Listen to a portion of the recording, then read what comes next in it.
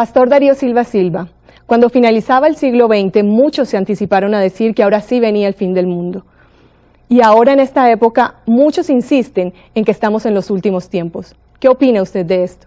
Bueno, pues vale la pena destacar, como siempre que se produce el final de alguna etapa en la historia humana, suelen surgir falsos profetas, falsos maestros, pseudomesías, y gente que toma las Sagradas Escrituras para interpretarlas a su acomodo y crear pánico entre las personas, de manera muy simplista, sobre todo en Latinoamérica, donde tenemos una tradición muy grande en materia de hechicería. Fíjese usted que nosotros traemos incorporado en nuestro disco duro, el inconsciente colectivo, todo lo que viene de España, que por su situación geográfica, como puente de entrada y salida de Europa hacia otros continentes, recibió grandes inmigraciones muy variadas.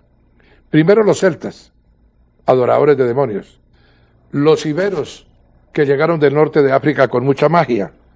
Luego pasaron por allí también los fenicios, que adoraban a Baal y a Será. Y encontramos también en la península las tribus góticas o godas que venían de Alemania y que traían muchos elementos de la literatura escandinava y sobre todo de su mitología. Los romanos con todo su paganismo. El indudable auge que durante 800 años tuvieron las doctrinas de Mahoma. Los gitanos que llegaron allí con todos sus agüeros.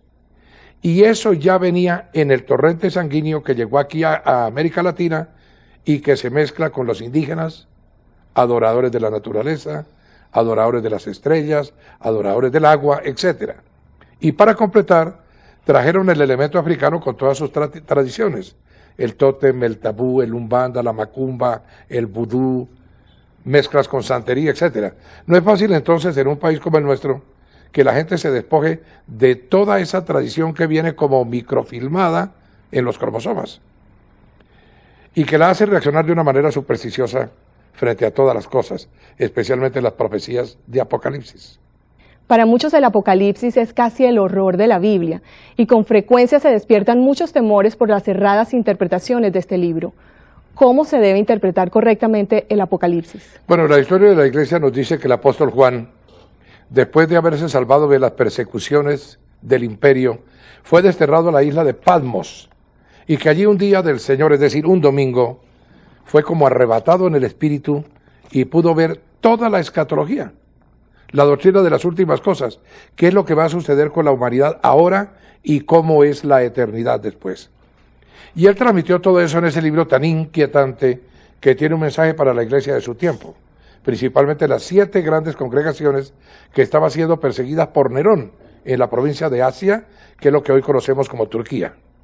Pero también introdujo allí cierta simbología que proviene de la tradición judía y de la propia cultura grecorromana. Sin embargo, Apocalipsis tiene aplicación para todas las épocas de la historia. Y por supuesto, es un libro que revela grandes misterios del tiempo final. La teología cristiana tiene que ser sistemática. El rey David ha dicho con toda claridad, la suma de tus palabras es la verdad. Y alguien añadió que un texto fuera de contexto es un pretexto. Hay personas que hablan de las Sagradas Escrituras, toman un versículo al azar o a la ligera y empiezan a hacer interpretaciones de carácter personal. Las sectas hiperapocalípticas han surgido siempre en épocas de grandes crisis. Los davidianos que terminaron tan mal en Waco, Texas, surgieron por falsas interpretaciones del libro de Apocalipsis, que no es para que la gente se asuste, sino para que la gente reciba mensajes edificantes de Dios nuestro Señor. Pastor, precisamente uno de los misterios contenidos en el libro de Apocalipsis es la segunda venida de Jesucristo. ¿En qué consiste la segunda venida? Bueno, es evidente que en la ortodoxia cristiana, lo que hemos creído todos en todo lugar y en todo tiempo, está contenida en la segunda venida del Señor, sin duda ninguna. Tanto los católicos como los ortodoxos, como los protestantes, etcétera, creemos eso. Es un dogma de fe de los cristianos creer en la segunda venida de Jesucristo. ¿Y cuáles son las razones? Número 1, Jesucristo predicando en la tierra dijo, vendré para llevármelos conmigo. Así ustedes estarán donde yo esté. Número 2, los escritos de los apóstoles hablan persistentemente de la segunda venida del Señor, de que Jesús vendrá otra vez a la tierra. En el propio libro de Apocalipsis, Jesús mismo dice, miren que vengo pronto. Y el apóstol Juan, que es el autor del libro, concluye, ven Señor Jesús, amén. El mismo día que el Señor ascendió al cielo en gloria y majestad, después de la resurrección, para sentarse a la derecha del Padre, en el monte del Olivar, 500 discípulos que fueron testigos de este extraordinario espectáculo, tuvieron contacto con 2 ángeles que estaban allí con vestiduras blancas. Y estos enviados de Dios les dijeron: Galileos, ¿qué hacen aquí mirando al cielo? Este mismo Jesús que ha sido llevado de entre ustedes al cielo, así vendrá otra vez, de la misma manera que lo han visto irse. De suerte pues que hay unos fundamentos muy claros sobre la segunda venida del Señor. El tema de conflicto entre las diferentes denominaciones cristianas, sean católicos, ortodoxos, evangélicos, protestantes, lo que usted quiera, no es sobre la segunda venida del Señor, que nadie la discute, la creemos todos, sino sobre el cómo y el cuándo de la segunda venida.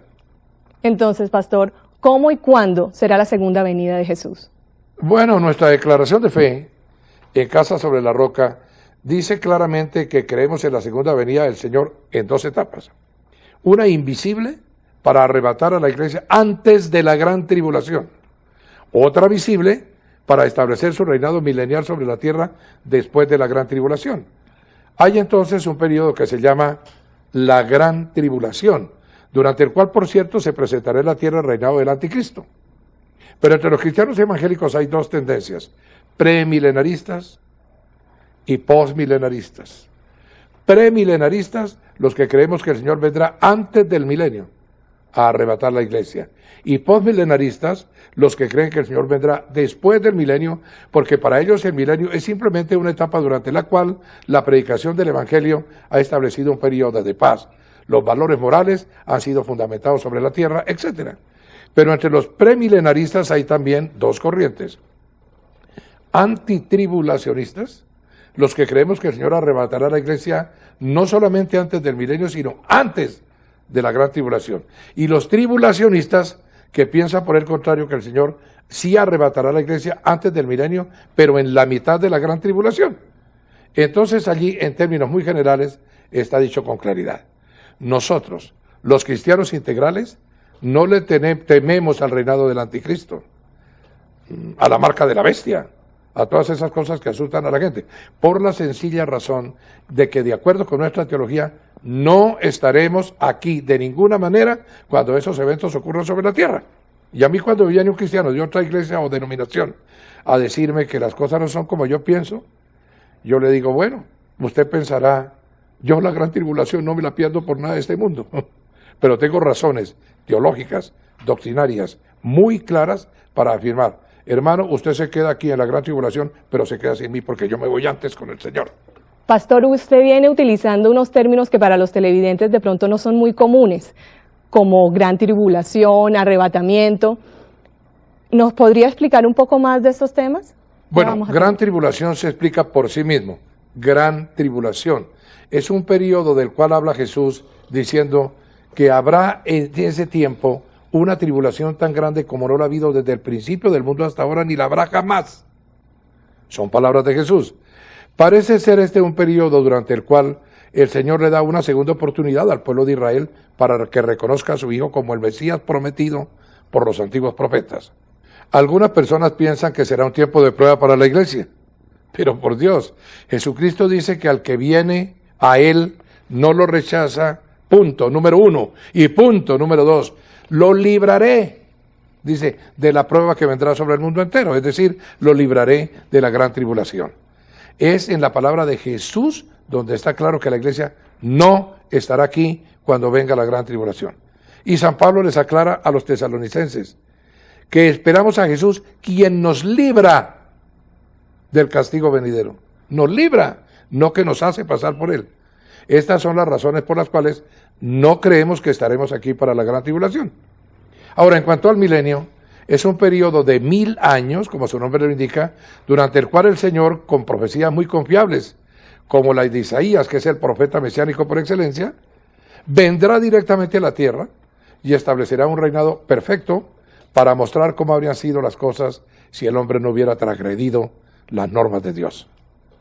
¿Y qué es o quién es el anticristo? Bueno, la palabra misma lo define. Anticristo es todo lo que se opone a Cristo. El apóstol Juan, quien es la persona que en la Biblia utiliza esta expresión, nos aclara que hay el espíritu del anticristo, que está presente en toda forma religiosa que se opone al cristianismo, pero que hay un individuo, el anticristo, quien establecerá, según entendemos en la Biblia, una dictadura mundial. Es por eso que durante mucho tiempo los cristianos han confundido al anticristo con los personajes que los persiguieron o que les causaron temor. Por ejemplo, en la iglesia primitiva llegó a creerse a pie juntillas que el anticristo era el emperador Nerón, que los mandaba a las fauces de los leones en el circo, que los quemaba en grandes parrillas, etc. Durante la Edad Media se habló de varios anticristos. El más famoso fue Genghis Khan, el conquistador amarillo que vino con sus hordas hacia Occidente. En el siglo XX, el anticristo es sin duda Adolfo Hitler. Le viene a la medida. Tenía un sistema político un tanto religioso y se oponía al pueblo de Israel, al que quería destruir. Pero nosotros creemos que el anticristo del que habla las Sagradas Escrituras como persona será un dictador mundial que establecerá un reinado para oponerse a todos los cristianos, directamente aquí en la tierra. Y hay signos preocupantes. El doctor Meyer, subsecretario de las Naciones Unidas, hace algunos años viajó a la India para asistir a un gran simposio que se realizó con 3.000 investigadores de los asuntos esotéricos en la Universidad Mundial Espiritual de ese país de Oriente. Y regresó al seno de la ONU a decir que la Carta de las Naciones Unidas debía ser complementada con una Carta de Leyes Espirituales. Imagínense, estaba buscando una especie de gobierno mundial con una manipulación de la mente de las personas, una especie de lavado cerebral con un encadenamiento para seguir a un propósito común. Pastor, hay otro concepto en la Biblia, concretamente en Apocalipsis, que se refiere a la gran ramera. ¿A quién o a qué se refiere? Allí sí que hay tela para cortar. La gran ramera. Me parece que la gran ramera no es un grupo religioso específico, sino un sistema espiritual que interpenetra distintos grupos religiosos.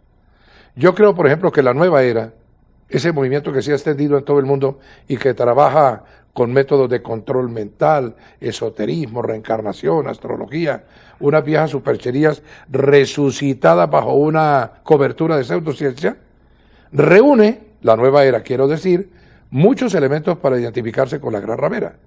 Porque hay gente que es de la nueva era y pertenece al catolicismo. Hay gente que es de la nueva era y está en el budismo. Hay gente que es de la nueva era y en el agnosticismo. Hay gente también que es de la nueva era y está infiltrada, inclusive, en iglesias evangélicas. Pastor Darío, quizás uno de los signos que más terror causa es la marca de la bestia. ¿En qué consiste este signo? Bueno, el apóstol Juan habla de una época en la cual nadie podrá comprar ni vender si no tiene grabado un número en la mano derecha y en la frente. Y que ese número dice, es el número de hombre, 666. Por supuesto que la forma simplista de ver las cosas, la forma agorera de analizar estos fenómenos, llega a extremos que son realmente ridículos. La gente ve un automóvil con la placa 666 y voltea espantada a mirar, creyendo que el que va al volante es el anticristo en persona. Otros ven una casa con la placa 666 y se imaginan que esa es la residencia del anticristo y cosas así, que son verdaderas estupideces. El 6 no es un mal número en sí mismo. El 6 es lo más cercano a la perfección. En la numerología bíblica el 7 es el número de la perfección y el 6 es el número del hombre. Lo que está diciendo Juan en otras palabras es que 666 es el humanista por excelencia. Es alguien que exalta el potencial humano descuidando la relación del hombre con Dios. Pero por supuesto, oleadas de pánico como la que vimos con motivo del día 6 del año 6 del año 96 o del 6 del 2006, no pasan de ser ingenuidades o engaños de una religiosidad mal entendida. Ciertamente el 666 es una cosa bastante más profunda y tiene que ver, nos parece, según análisis confiables, con la forma como este dictador mundial del que hablamos, es decir, el anticristo, podrá encadenar a las personas. Mire que ya se están experimentando microlascas que se colocan con láser debajo de la piel y que podrán identificar directamente a las personas. Pasando la mano por un procesador, saben si soy yo o si no soy yo, si tengo fondos en el banco o si no los tengo. Nadie podrá comprar ni vender, sino el que tenga la marca de la bestia. Bueno, eso está todavía en el terreno especulativo, pero no deja de tener mucho de razonable lo que estoy diciendo.